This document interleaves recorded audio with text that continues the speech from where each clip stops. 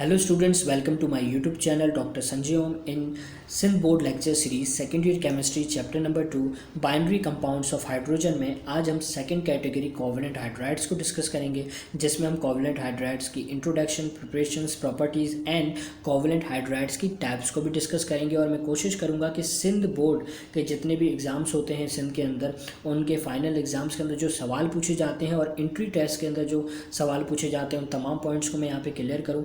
Lecture start करने से पहले एक छोटी सी रिक्वेस्ट करूंगा कि अगर आपको मेरी वीडियोस पसंद आती हैं तो लाइक किया करें और अपना फीडबैक ज़रूर दिया करें। और इसी के साथ साथ अगर आपका दिल करे तो आप मेरे चैनल को सब्सक्राइब भी करें और अपने फ्रेंड्स के साथ शेयर भी करें। तो चलिए स्टार्ट करते हैं। What is covalent hydrides?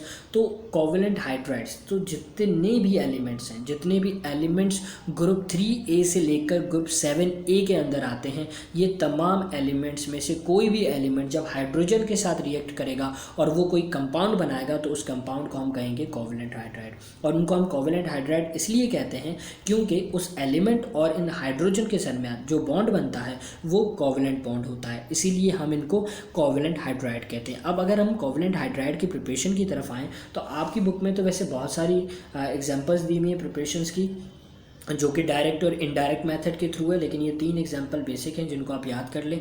ठीक है, उसमें क्या है कि आपके पास हाइड्रोजन मौजूद है और हाइड्रोजन को जब आपने क्लोरीन के साथ रिएक्ट करवाया in the presence of sunlight तो उसने क्या बनाया, HCl। तो आप यहाँ देख सकते हैं जो Cl है वो ग्रुप 7A से बिलोंग करता है और H जो है वो ग्रुप 1 से बिलोंग करता है। तो ये हाइड्रोजन है, हाइड्रोजन ने जब 7A के एलिमेंट से रिएक्ट किया तो उसने क्या बनाया, उसने बनाया HCl, जिसको हम कहते हैं कि ये हाइड्राइड है। और ये हाइड्राइड की कौन सी कैटेगरी में, ये कोवलेंट हाइड्राइड की कैटेगरी में आता है। उसके बाद हाइड्रोजन ने जब ऑक्सीजन के साथ रिएक्ट किया in the presence of ignition, ignition का मतलब है चिंगारी, तो उसने क्या बनाया, वाटर। और इसके साथ जब हाइड्रोजन ने सल्फर के साथ रिएक्ट किया in the presence of 450 centigrade temperature तो उसने बनाया H2S।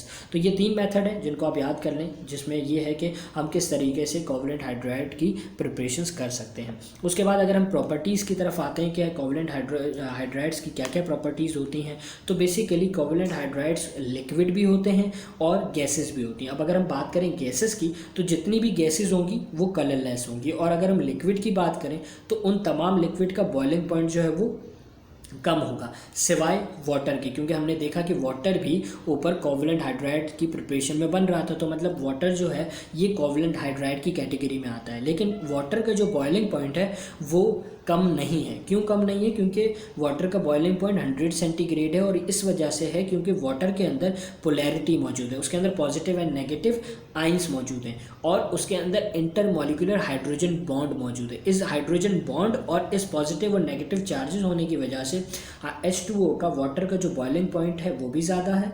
ठीक है, और इसीलिए यहाँ पे इसे एक्सेप्ट ने लिखा हुआ है। अब अगर हम मज़ीद बात करें, जो कि एक लास्ट पॉइंट है, कि कोवलेंट हाइड्राइड जितने भी हैं उनको हमने 3 कैटेगरी के अंदर मज़ीद डिवाइड किया है। किस बेस पे डिवाइड किया है कि कौन से एलिमेंट जब हाइड्रोजन के साथ रिएक्ट करेंगे तो वो क्या बनाएंगे। सो बेसिकली कोवलेंट हाइड्राइड को हमने 3 कैटेगरी में डिवाइड किया है, न्यूट्रल, बेसिक एंड एसिडिक। जब ग्रुप 3A और ग्रुप 4A के कोई भी एलिमेंट हाइड्रोजन के साथ रिएक्ट करेंगे तो वो जो हाइड्राइड बनाएंगे उनको हम कहेंगे कि वो न्यूट्रल है। और अगर 5A ग्रुप के एलिमेंट जब हाइड्रोजन के साथ रिएक्ट करके हाइड्राइड बनाएंगे हम उससे कहेंगे कि वो बेसिक हाइड्राइड है।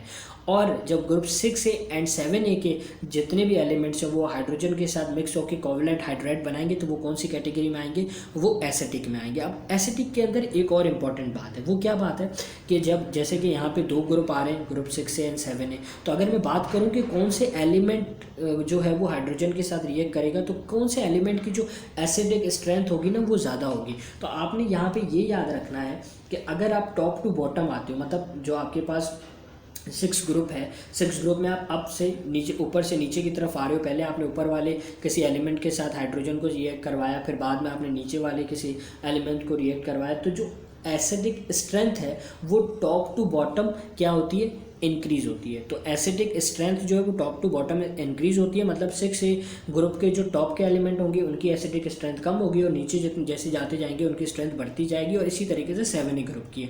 और अगर हम राइट टू लेफ्ट की तरफ जाना जाएँ, ठीक है, तो अगर मैं बात करूँ कि अगर 6A का एक एलिमेंट है जो 6A का एलिमेंट है और उसी के साथ साथ आगे 7A का एलिमेंट है, तो फिर किसकी जो है एसिडिक स्ट्रेंथ ज़्यादा होगी, तो फिर किसकी होगी, increases from group 6A to 7A। मतलब 7A की जो आपके पास स्ट्रेंथ होगी एसिटिक वो ज़्यादा होगी एज़ कम्पेयर टू 6A।